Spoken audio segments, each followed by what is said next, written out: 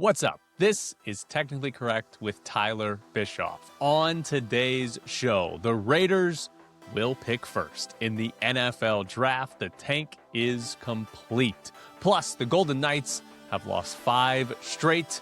Is somebody going to get fired soon? UNLV football might have their next quarterback, a transfer from an SEC program, and the Runnin Rebels have won 3 games in a row.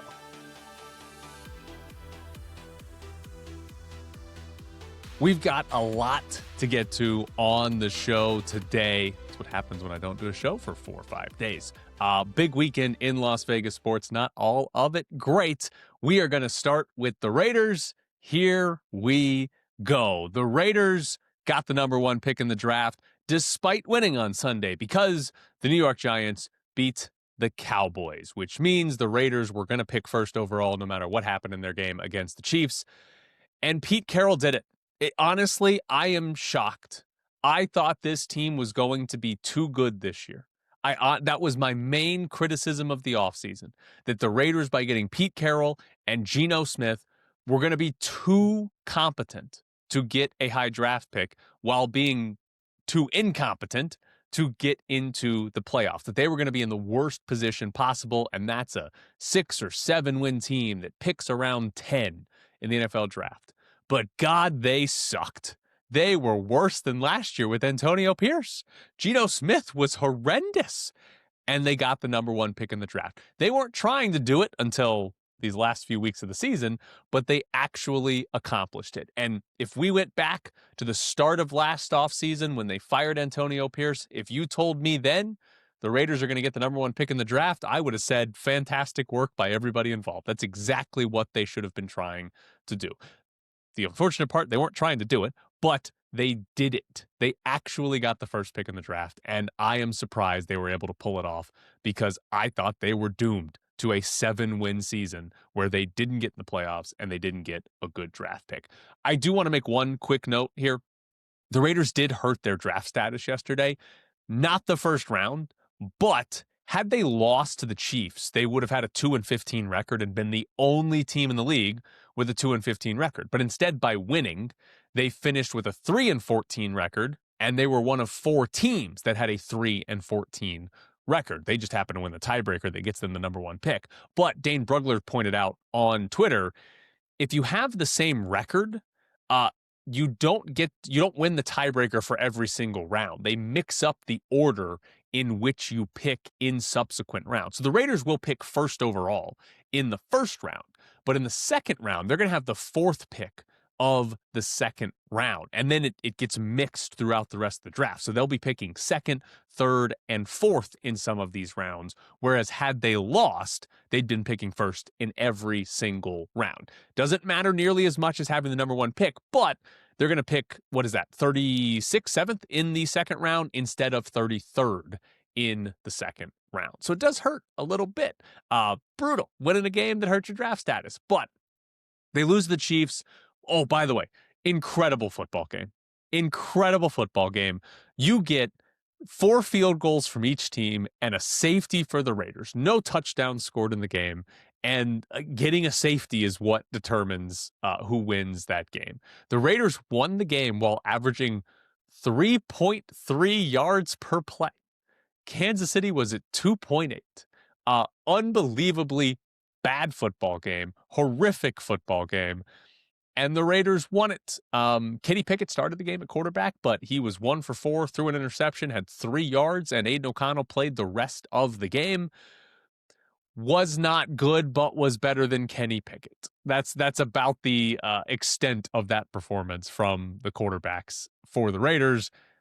All of it was bad the entire season. Yes, the offensive line was bad, but from Geno Smith to Kenny Pickett to the little bit of Aiden O'Connell we saw, their quarterback play was horrendous this year. Now, the big question, and hopefully by the time you're listening to this, it hasn't already been decided, but Pete Carroll, is he coming back as the Raiders head coach next season? There were a couple of reports over the weekend before the game against the Chiefs that the Raiders are going to fire Pete Carroll, that he's going to be a one-and-done coach.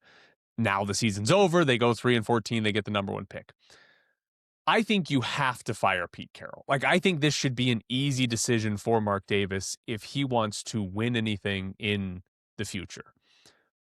Important note, if he's more worried about his money, then you might not fire Pete Carroll. And that's fine, because I would not want to keep paying coaches to not coach my team, right? Like, it started here in Vegas with John Gruden, and then Josh McDaniels, and then Antonio Pierce, and now if they fire Pete Carroll after 1 year, Pete Carroll, where you're just paying these guys to go away. You're paying these guys with multiple years left on their contracts.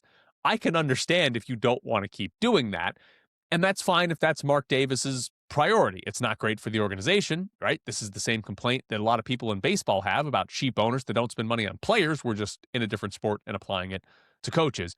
But the best path to contending is 2 steps right now: drafting a quarterback at number 1 overall and hiring an offensive-minded coach, right? I don't know who the best choice is. I don't know who the right answer is, but like, you look at Seattle with Clint Kubiak as their offensive coordinator, right? Maybe that's one where you're like, wow, look what he did with Sam Darnold, right? You look at Buffalo with Joe Brady and what they've been with Josh Allen. Again, I don't know if either one of those are actually the right answer, but you want that offensive-minded head coach because you want Sean McVay. You want Kyle Shanahan, right? Matt LaFleur even. Ben Johnson has done it for 1 season in Chicago. That's the type of coach you want, the one that takes quarterbacks and makes them better. You want the coach that when Jordan Love gets hurt and it's Malik Willis, can still put together a competent offense and score points. That's what you're looking for in your head coach. I don't think I would ever be interested in hiring a defensive-minded head coach. I don't think I would want to do that. I don't think that's the best way to have success. Yes, it's going to happen. There are going to be teams with defensive-minded head coaches that win games. It's obviously going to happen, but I don't think that's the best way to do it. You want the offensive-minded head coach. And yes, there are going to be offensive-minded head coaches that flame out. There's going to be number 1 picks that flame out. The Raiders have only had 1 number 1 pick in their history. It was Jamarcus Russell. It's one of the worst flameouts ever, right? Obviously, that's going to happen. It's not any sort of guarantee, but I think it's much more likely that if the Raiders are ever going to like win a Super Bowl with the next person they hire and the next player they draft, it's going to be because they drafted a quarterback at number 1, and it's going to be because they hired an offensive-minded head coach, right? And on the max ceiling, right, you nail the coaching hire and you nail the draft and you are good for a decade and maybe longer, right? That's the absolute ceiling. There's a lower than ceiling outcome where you might not ever win the Super Bowl, but you have a really good quarterback and you have a good coach and you are consistently in the playoffs, winning the division, right? Like you're a contender every year. It's very hard to win the Super Bowl, but you can be a good team with those things in place, right? And again, things go poorly with one or both and everybody sucks and it's bad. You could also have the Mike McDaniel outcome where it looks like he and Tua are going to be the next big thing, the next great offense, and then it stops working and it all falls apart and you just get this brief glimpse of success. There's a lot of different ways outcomes, but I think the best way to do it is with the offensive-minded head coach who makes the quarterbacks look awesome while also drafting a quarterback in the first round that you hope is awesome on their own, and you put them together and you're awesome. That, I think, is the best way to do it. That, I think, gives you the best path to success. So if it were me, I'm firing Pete Carroll, and I am out there scouring whatever offensive coordinator. It could be a quarterback's coach. It doesn't even have to be. You can take a chance on somebody if you are convinced they can be this next great play caller in the NFL. That's what I would be trying to pair with whatever quarterback I take at number 1 overall, probably Fernando Mendoza. I'd be trying to find the Clint Kubiak to bring in and pair him up and say, you two, you got like at least 3 years. I don't know what timeline you want to put on it, but you got 3 years. Let's see what you got. You can be 2-15 next year, right? We're not going to fire you after 1 year if you're 2-15 because we know this is a big rebuild, but we're going to give you about 3 years, right? And if we see real success in that 3rd year, we might have something special. But that's what I would do. I would fire Pete Carroll, and I'd be looking for the offensive-minded head coach. A couple other things from the Raiders. One, Tonka Hemingway had 2 sacks in this game.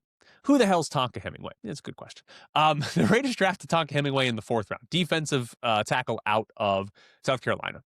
And they proceeded to play him 25 total snaps through the first 8 weeks of the season. 25 total snaps through 8 weeks for their 4th round pick. He, in the second half of the year, in 5 games, played at least 20 snaps. In those 5 games, he had 4 total sacks, 2 of them yesterday.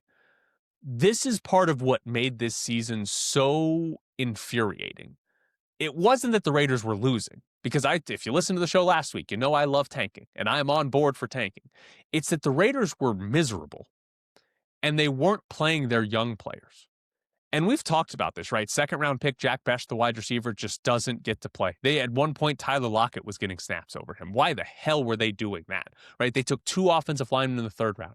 It took until this team was, 2-11 before they gave them starts. Tonka Hemingway, a defensive tackle taken in the 4th round, they can't get him on the field for more than 20 snaps in a game. 25 snaps total through 8 weeks. That is insane that you could be that bad on the season where you get the number 1 pick and there's a refusal to play rookies because Pete Carroll was so stubborn about, the veterans give us the best chance to win. Wild that would happen, because here's the thing. Is Tonka Hemingway any good? Does anybody know if Tonka Hemingway is any good? Because the Raiders need, 18 new starters to be a legitimate contender. It's going to take a while to build this up.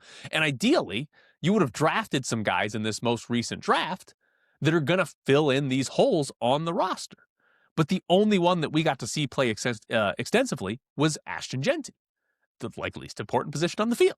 Otherwise, are these other players good? And maybe they're not. Maybe they're all just terrible and it was truly a horrific draft and they didn't play because they were terrible.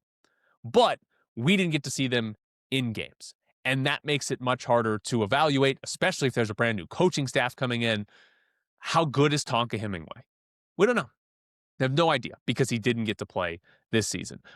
Also, Daniel Carlson made all 4 of his field goals against the Chiefs, including the game winner from 60 yards. Talked about this earlier in the season.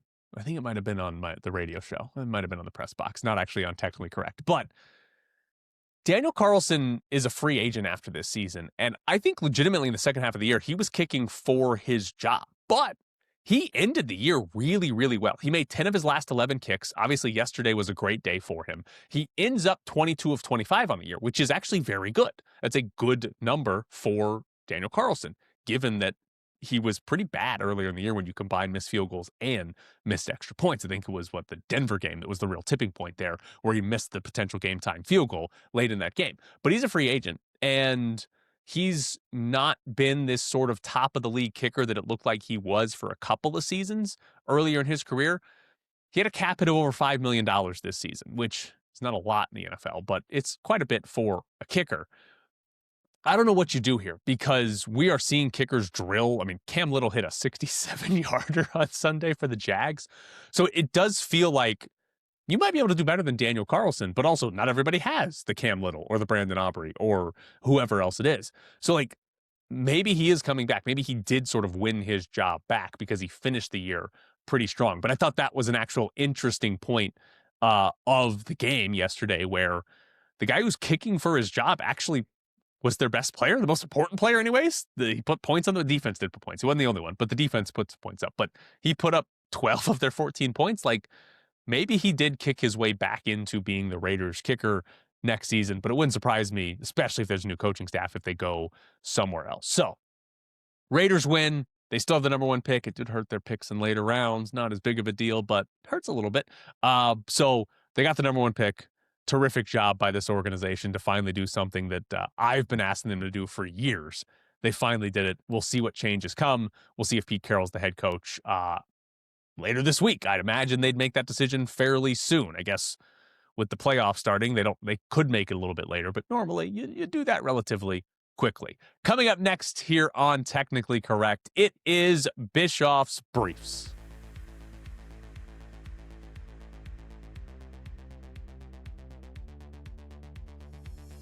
All right, so first off, in Bischoff's Briefs, We're going to do Golden Knights here next. After Bischoff's Priest, we're going to do UNLV. We've got UNLV basketball. We got UNLV football. Big weekend. Lots of stuff happening. We're going to get to all of it. Almost all of it. We'll see. But a lot happening. So, Golden Knights. They lose to the Chicago Blackhawks in overtime. Obviously, in overtime. But they led this game 2-1 and led this game 2-1 in the third period. And they had 2 shots on goal in the third period. 2 against Chicago, who's not any good. They just stopped playing in the third period. Like, they weren't terrible defensively, but also go look at who's on Chicago's team. A lot of teams could play not terrible against Chicago defensively, but they just kind of stopped playing. They give up the game-tying goal. They go to overtime. They give up the winning goal.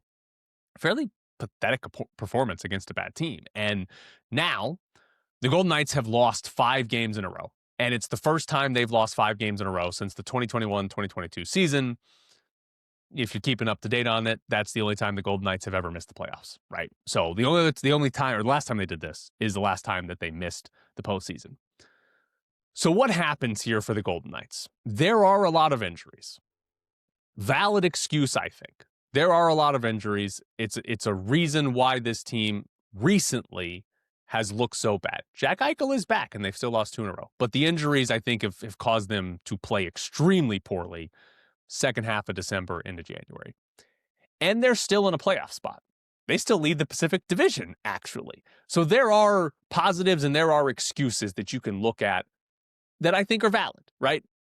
But this team has won 17 of 40 games. And right now, this is a bad team. And they just did something they haven't done in years, in a bad way, by losing 5 in a row. And I think the question right now is what happens with Bruce Cassidy? Does Bruce Cassidy get fired midseason? He is the longest tenured coach that this organization has ever had. I know it's not a long history, but it's been a surprise when Gerard Gallant got fired. It was a surprise when Pete DeBoer got fired. This time, it actually wouldn't be a surprise, I guess, because of what they've done recently. And McCrimmon and McPhee, they fired those coaches really at the first sign of underperformance, right? Gallant's was in season. They kind of struggled. I think, if I remember correctly, they had fallen like 1 point out of a playoff spot, or maybe were 1 point in the playoffs or whatever it was. But it was like, oh, we're not going to win the Stanley Cup, so get the hell out of here. And then with DeBoer, it was the only year they missed the playoffs where they had a ton of injuries. Kelly McCrimmon gave a postseason press conference where he went through all of the injuries they had, blamed the whole season on injuries, and then fired the coach. So what they've done as a team, what they've done win-loss wise, based on the history of this front office, doesn't mean he's safe, right? It means, oh yeah, they could absolutely fire it.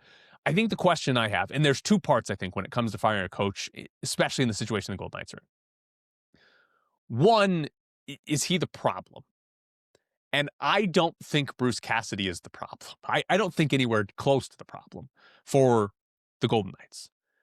The second question, though, is he the answer? Is he the solution to this? And I don't know, because there might not be a solution to it. They might just simply be too injured and have a bad roster, and it just doesn't matter who the coach is.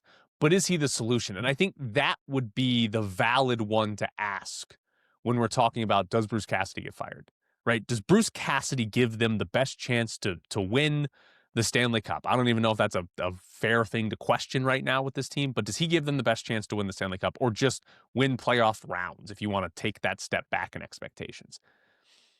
I don't know. Who else is out there? Like, are they going to hire John Tortorella off TV? Like, who else is out there that would be better than Bruce Cassidy is a good way to look at it, middle of the season, especially when he's not the problem. So I don't know that it makes a lot of sense to fire him, but I wouldn't be surprised at this point. And I don't know. I feel like it would be a mistake, but I also don't feel like it's oh my God, how could the front office possibly do that? But what I do believe when we talk about what's the problem here, I think we're looking at roster construction. I think that's the issue at the end of the day. And there's a few different parts of this, right? You go back and just look at recent roster construction. The Golden Knights get eliminated from the playoffs by failing to score, right? They lose that series to Edmonton. It's just they don't score goals. And Kelly McCrimmon in the offseason adds Mitch Marner, a player who I have now been told 1,000 times doesn't score. And he's not here to score. Not here to score. Right? So fail to score. Big offseason addition is a guy who also doesn't score goals. Okay, makes sense. Another issue on this team is the goaltending. The Golden Knights have Adin Hill. He's just started his new contract. That's the starter, right? But did they have a legitimate backup? Depends on what you think of Akira Schmid. But I think the answer to that is no. They didn't have this legitimate number 2 goalie. And the reason that that's an issue is Adin Hill's career has told us he's not going to be healthy. Last year was the first time that he's had this sort of full, healthy season.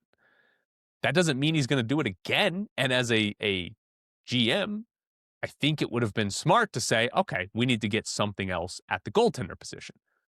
He did. Eventually, it was Carter Hart. And maybe that was the plan all along, was as soon as he was quitted, they were like, oh, we're going to sign that guy, right? But Carter Hart didn't play hockey for a year and a half and then came back and has sucked.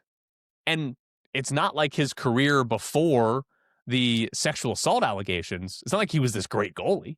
Carter Hart, his career numbers are basically an average goalie. And then he doesn't play for a year and a half, comes back, and surprise, surprise, he's not good. That's a terrible plan. That's an awful plan for trying to figure out your goaltending depth when you have a guy who gets hurt all the time. So I think both of those are sort of problematic roster constructions. And then this one I heard Ken from Senbin point out. The Golden Knights have injuries. And specifically, you look at the defensive group for the Golden Knights right now. Braden McNabb and Shea Theodore out, that's your top pair. And that's not good. You're going to struggle there. But how many NHL replacement level defensemen are they using right now? Or better, obviously, right? Like Hannafin, okay. White Cloud, Hutton, and then what's the rest? Is Korzak good? They don't have depth to withstand injuries.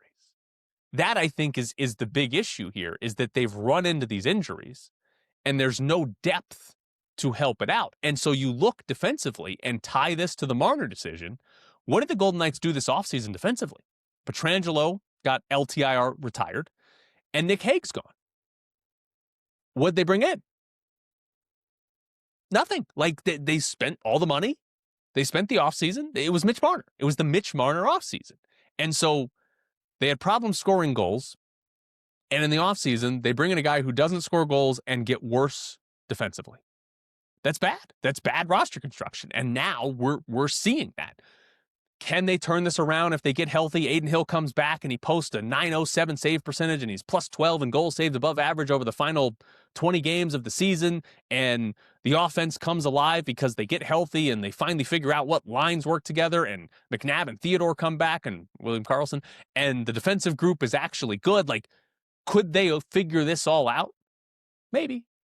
And in the Pacific Division, it's a bad division. It's a terrible division. It's not going to take a lot to sort of figure it out and win the Pacific part of the playoffs, but that feels like 95% of things have to go right. You have to get the injured guys back. They have to be good. You have to not lose other guys to injuries, right? Just on the injury front, that feels like, oh, that's not going to happen.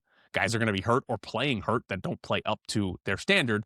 And you're going to have to figure out which lines are the best. And you're going to have to get good production from your defensemen, right? Theodore and McNabb have to stay healthy and stay good. Hannafin's probably got to be better than he has been. And it just feels like they need everything to go their way because the roster simply isn't good enough to withstand injuries or downturn in performance. It's not good. I don't think they need to fire Bruce Cassidy. I think this team will be better than this, but I feel like I've been saying that for a month and a half now. Yeah, I think they're better than what they look like. And maybe they're not. Maybe they're just bad. Also in hockey, we got the Olympic rosters. The end of last week, the United States is going to have 2 Golden Knights, Jack Eichel and Noah Hannafin. Canada will have 3, Mark Stone, Mitch Marner, and Shea Theodore. No Adin Hill. He's been out with an injury. We don't really have a great timeline on when he's coming back because he's a Golden Knight. But no Adin Hill, largely because of that injury. William Karlsson was not named to the Swedish roster. which is interesting because if we're trying to figure out if William Karlsson's going to come back, the Golden Knights play February 5th, and then they have the Olympic break, and then they come back February 25th. So in theory, if Sweden said Karlsson's not ready, then maybe we should assume that Karlsson won't be back by February 5th, which means he's out till February 25th. But I guess there is a possibility that he could be back early February, and Sweden was like, we can't name the guy to the roster that we don't know if he can come back, and we're just sort of fingers crossed that he does. Maybe that's the case, but it would seem like Karlsson is going to be out the entire month of January, at least because of Sweden not putting him on the roster. I'll say this, I'm excited about the Olympics. I always love the Olympics, World Cup, anything like that, any sporting event like that. So I am excited, very much so, about the Olympics. And hopefully we beat Canada. It'll be very nice. Jack Eichel, go score some goals. Noah Hannafin, do something good. It'll be fun. Also, in the NFL, God, this would be terrible. Phillip Rivers could be an NFL head coach, or maybe I should throw the word candidate in there based on how it was reported. Ian Rappaport Sunday morning said several sources say Phillip Rivers could end up as a head coach candidate this cycle. And the current belief is that Phillip Rivers gets at least one opportunity to interview, possibly more. The two teams that he played for, the Chargers and the Colts, don't have head coach openings. So he's probably not going there. Be a safe bet. But the Raiders firing Pete Carroll, that does seem likely.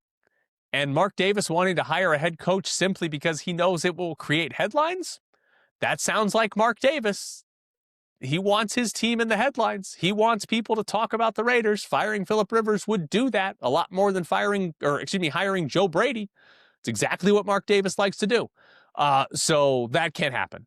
You cannot do that. You cannot draft Fernando Mendoza and say, all right, Phillip Rivers is going to lead our offense, lead our team to the promised land.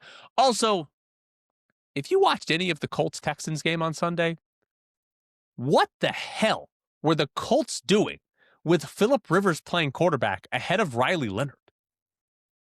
Phillip Rivers sucked because he was in his mid-40s. Riley Leonard threw like a 60-something yard touchdown and ran for a touchdown. Two things that we know Phillip Rivers could do. What were they thinking?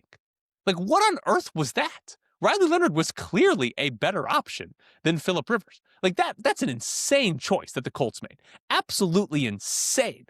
I don't know, was Steichen the one that was primarily behind that? I don't know who it was, but whoever it was, what were you thinking? Like, should have played Riley Leonard the entire time. Also, in the NFL, couple of fun things. One, the Denver Broncos got the 1 seed in the AFC. I don't think they're that good, but they got the 1 seed. It's a weird year in the NFL. The Chargers are in the playoffs. Chiefs are not. And this is the question I have. Let's say hypothetically, things go well for the Raiders in their rebuild, right? They draft a quarterback at 1 who's good. They hire a head coach who's good. They make other good draft picks. I know, they haven't done that in a while, but they make other good draft picks and they make other good free agent signings. And the Raiders are a legitimate, like, playoff team and Super Bowl contender in 2028, right? Which of those 3 divisional opponents do you think are going to be the biggest hurdle in 2028? All 3 could have the same coach-quarterback combo by then. It could be Mahomes, Reed, Nix and Peyton, and Herbert and Harbaugh. All 3 could have the same exact combo, right? Obviously, Mahomes and Andy Reid are the dynasty that fell off this year, and I don't think anybody's expecting them to not come back to the conversation in the very, very near future, right?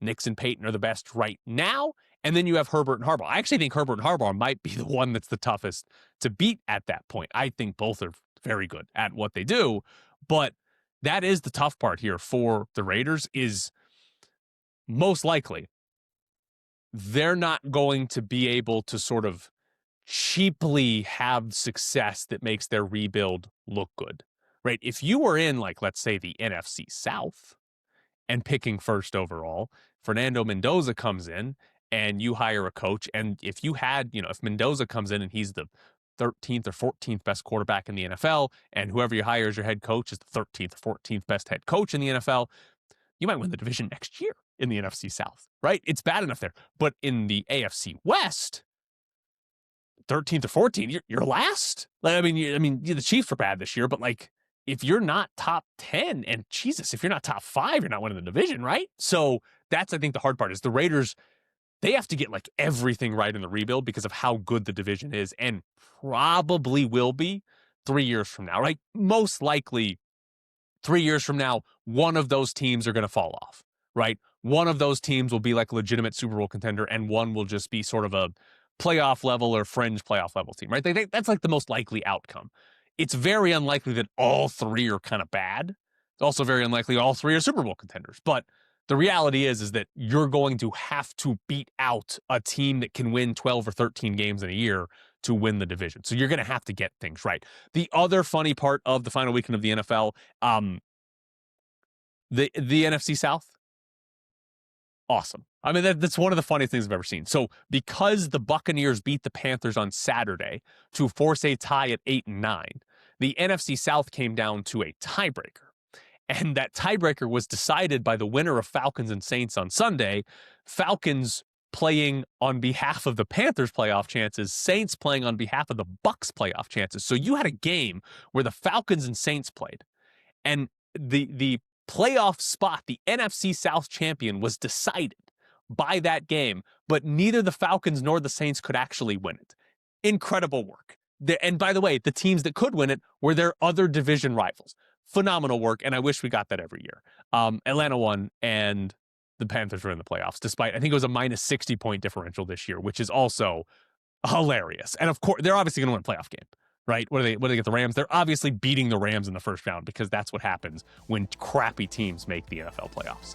That is it for Bischoff's Briefs. Coming up next, we're going to get into UNLV. Runnin Rebels got a win over a horrendous Air Force team, and UNLV might have its future quarterback.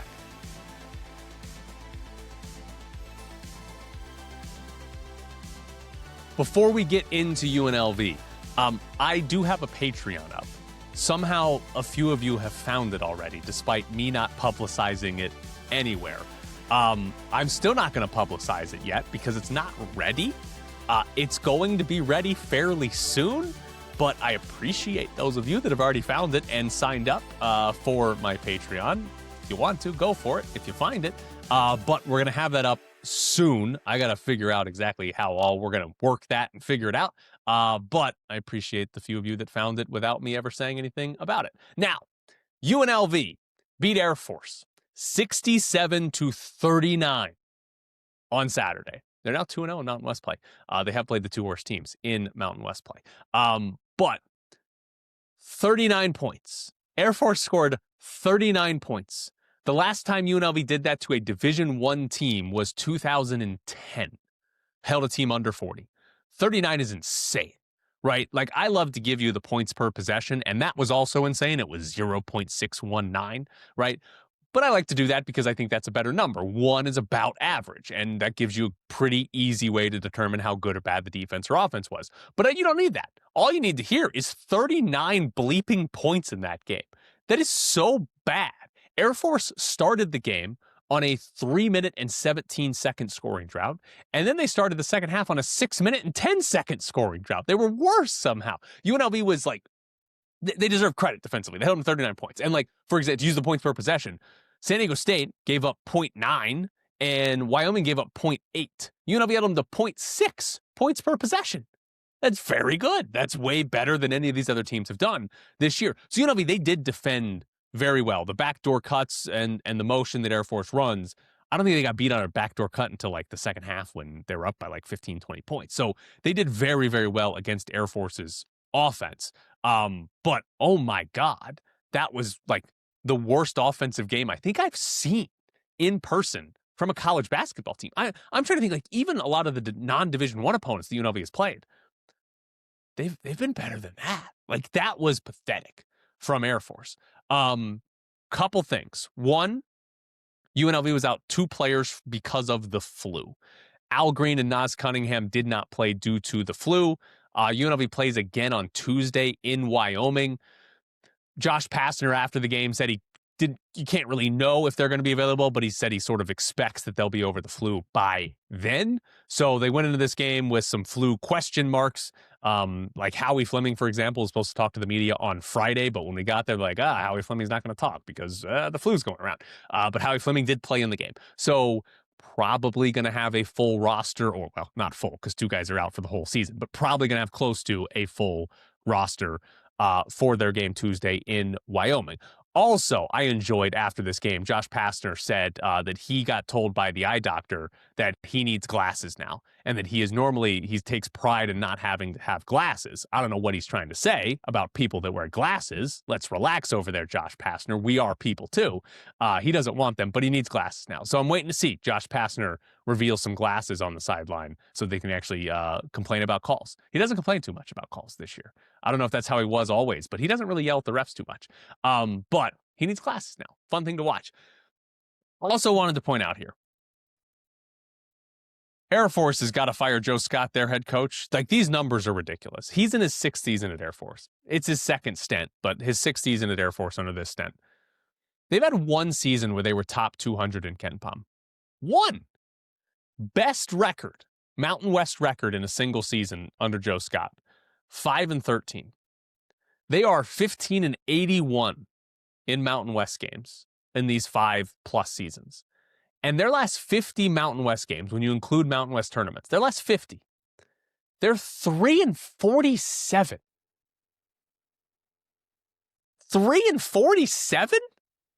I mean, San Jose State exists, and you're 3-47? Like, that's unbelievable, right? And the other funny part, I know it's football driven, but this is the other athletic program that got all the money from the Mountain West with UNLV to hold the conference together. This was the one the Mountain West was like, we got to have that one. They're 3-47 in the last 50 basketball games. Like, what are we talking about here? They're terrible. Like, Joe Scott, I know it's Air Force. Like, I know the expectations for Air Force basketball are low, but they should be higher than 3-47. That's absurd. One other funny thing before we get to some UNLV football, and this actually is a good segue here.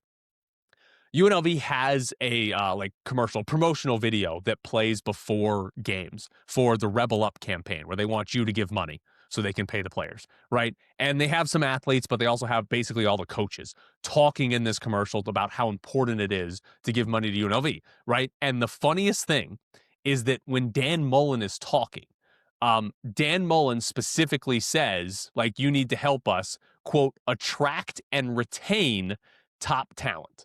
That's the sentence he says. And as he says that, there's a highlight of Anthony Calandria scoring a touchdown. I think you might want to remove that one, because not only is he gone, but he was the top talent they were unable to retain, specifically after they thought they were going to retain him because he came out and said he wasn't transferring. So they need to update their video there. Now, in football, UNLV, probably bigger news than them winning a basketball game. They might have their next quarterback. So Jackson Arnold is in the transfer portal. He was a quarterback at Auburn last year. I hesitate to say the starting quarterback. He was at one point, but he got benched. He was a quarterback at Auburn last year. He's in the portal. Matt Zenitz of CBS Sports reported that UNLV is, quote, an early team to watch for Jackson Arnold. I think the phrasing there is interesting. I'll get to that in just a second. But Jackson Arnold started out at Oklahoma, was there for 2 years, transferred, played last year at Auburn, again got benched. He got benched at Oklahoma as well. He was a top 10 recruit coming out of high school, but when you have a player, and we're about 3 or 4 years removed from their high school years, and the best way to describe them positively is to say, well, he was a 5-star recruit, well, he was a top 10 recruit, that means he sucked. That means he's been bad because there's nothing else to point to, right? You can't point to it and say, oh, he was a second-team All-SEC or something like that. Oh, he threw for 3,000 yards. You can't say that, right? He's bad. He's been bad, and the only positive thing we have to say is what his recruiting ranking was 3 years ago. Same is true for former first-round picks. If your favorite NFL team signs some guy and they're like, oh, he's a former first-round pick in 2021, it probably means he's sucked since then, because if there was anything else noteworthy to say, that's what you would say about it. He's a Pro Bowler, or he had 1,000 receiving yards, or whatever it was. That's always a fun way to judge. Oh, his career has been not good. Now, wasn't good at Oklahoma, wasn't good at Auburn. He's not going to be playing at Oklahoma or Auburn if he comes down to UNLV. He's going to be playing in the Mountain West, and a worse version of the Mountain West at that. Interesting, there is some running ability with Jackson Arnold. I don't know if he'll match what Calandria was able to do this year. I'd be surprised, I think. But there is some running ability there with Jackson Arnold that I'm sure Dan Mullen would be able to figure out and use pretty well. I've said this before.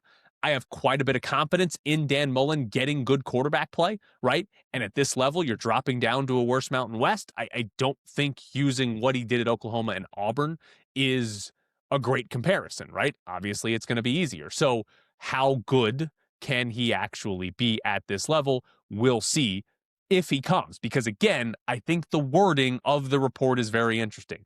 Again, I'll read it to you. Matt Zenitz of CBS Sports, who first reported this on Arnold and UNLV, the way he phrased it was UNLV is an early team to watch. And the reason I find that fascinating is because the portal just opened a couple of days ago. Who's going to be your quarterback next year? Teams probably have certain quarterbacks that they want. And what happens when they miss because they go somewhere else? I just saw, I think, Brendan Swordsby, who's like the #1 portal quarterback, is actually going to Texas Tech. He just took a visit to LSU, right? If LSU wanted him, but they didn't get him, they got to go down to step number 2, or option number 2, I should say. And eventually you get down to enough of these options, and somebody's taken Jackson Arnold. Maybe it's not a power conference team, or maybe it's a lower tier ACC school, whatever it is. But I do think that phrase early team is interesting, because what happens if an ACC school or a Big 12 school has more money than UNLV and a starting spot?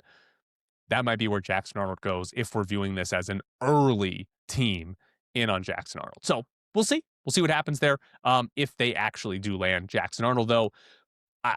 Not a great career so far. You don't like the idea of getting benched quarterbacks and all of that, but you're going to the Mountain West. Things could probably be just fine, especially with Dan Mullen here. Also, big news for UNLV. Jaden Thomas is coming back. We kind of already knew that, but he is not entering the transfer portal like Anthony Calandria. And his announcement came on the same day that the transfer portal opened. So you can probably take it for real, not like when guys say it before Christmas. But here's what I find interesting, Jaden Thomas and where he's going to stack up history for UNLV. He would need a monster season to become the all-time leading rusher in UNLV history. It's possible. It's 1,546 yards. So it's possible. You know, you get to a conference championship game and a bowl game, you play in 14 games, you just need to average a little over 100 yards, right? And you're in good shape. But he only had 1,036 this last season, so he'd need 500 more to get there. Seems unlikely. However, the touchdowns is possible because he needs 10 touchdowns to pass Lexington Thomas as the all-time leader in rushing touchdowns. His career so far, 12 as a freshman, 7 his second year, and 12 this past season. So he's gone over 10 in 2 of his 3 seasons. So that one does seem very doable for Jaden Thomas. So that's possible. I am curious, though, on the role, because, like, is it going to be exactly the same as last year? Because what we saw, like, he was the top running back on the team, right? He had 148 carries, though. That was the most on the team. Quarterback runs a lot for Dan Mullen, right? Calandria had 127 carries. About 50% of those were designed runs. So a lot of some sacks and scrambles in there as well. But if you take out all the quarterback rushes, just forget about quarterback runs, just focus on running back and wide receiver runs, he had 42% of all of those carries. So even as the leading rusher, he was not getting over 50% of the carries for just the running backs and wide receivers. And that seems like the best way to use him. This doesn't seem like a quarterback a running back that you want to give 25 carries to in a game. It feels like you're better off if he gets 15 and you have another guy who gets 8, another guy who gets 2 or 3, right? That probably seems the best way to use Jaden Thomas. If he got all 25 carries in a game and he was healthy for the whole year, he might get to 1,500, 1,600 yards and break that record. But I don't think that's the best way to actually use him. Probably not. Now, last thing to end the show on, the college football playoff. Oh, Ole Miss is in the semifinal. Trinidad Chambliss, he's the best quarterback in college football, right? He might be. He was incredible against Georgia. He threw for 362 and made a handful of awesome throws in the fourth quarter to win that game. I will say this, watching Trinidad Chambliss this year, I thought he was a clear case of like, okay, a good college quarterback who's being elevated by really good coaching, right? Ole Miss, if you watch Ole Miss, they love to do a couple of things that are like really simple that you would think any quarterback could do, right? One of them is if a cornerback is playing 10 yards off of a wide receiver, they will automatically run a 7-yard curl, throw the 7-yard curl, right? And as long as it's an accurate pass, it's a free 7 yards. And free 7 yards, it's 2nd and 3. Or you break one tackle and it's 30 yards or more, right? They love to do that. It works really good against teams that aren't as talented because the Ole Miss wide receiver just runs around the corner. It's a huge play, right? That's not really this great play from the quarterback. That's just maybe a good pre-snap read or something like that, and then just an easy throw. They also love to get the tight end in the flat after some run action that pulls the linebacker the other way. Very easy throw for the quarterback. But specifically in that game against Georgia, Trinidad Chambliss made some incredible plays, some incredible off-script plays too, right? I mean, he was scrambling on quite a few plays for his life. He was throwing on the run incredibly well and made some deep throws that were on the money. And probably his best throw of the game was the 2-point conversion where he throws the wide receiver open in the back of the end zone. One of the biggest things he's had all season is his pocket presence. He does know when to run, when to scramble, and does a very good job while scrambling of keeping his eyes downfield, right? So, like, he does have some really good traits in here. I don't know what it means for Trinidad Chambliss in the future. He's trying to go into the transfer portal. He could very easily end up at LSU. He's got to get a waiver for another year. He doesn't have any eligibility left, but he's trying to get a waiver for an extra year. There's a chance he stays at Ole Miss because Ole Miss is helping him get that waiver. There's a chance he just goes to LSU and follows Lane Kiffin. There's a chance he doesn't get the waiver and he goes to the NFL. And I don't think anybody's using a first-round pick on Trinidad Chambliss. But he does seem like the quarterback with the skills or the physical traits and some of the performances that makes the big rise up in somebody's draft stock that leads to him getting drafted earlier, like it happened with Jackson Dart last year. So if he's in the NFL draft, very interested in that. And I'll say this. At the college level, not necessarily the pro level, but at the college level, I don't think there was great quarterback play this year. I don't think Fernando Mendoza as a college quarterback was anything special. And you can just look at his numbers. Not even close to what previous Heisman winners have been. Doesn't mean he's going to be bad as a pro quarterback. It doesn't translate exactly, right? But I don't think at the college level there was a big gap between Fernando Mendoza and Trinidad Chambliss, or Julian Sayin, or Dante Moore. I think all of those guys had pretty equally good but not spectacular seasons. So if Trinidad Chambliss comes out in the draft, I'll yell at you about how he's going to be great. I'll do it. It'll be a lot of fun.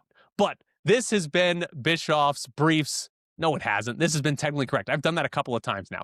This has been Technically Correct with Tyler Bischoff. Thank you so much for tuning in. We will see you tomorrow.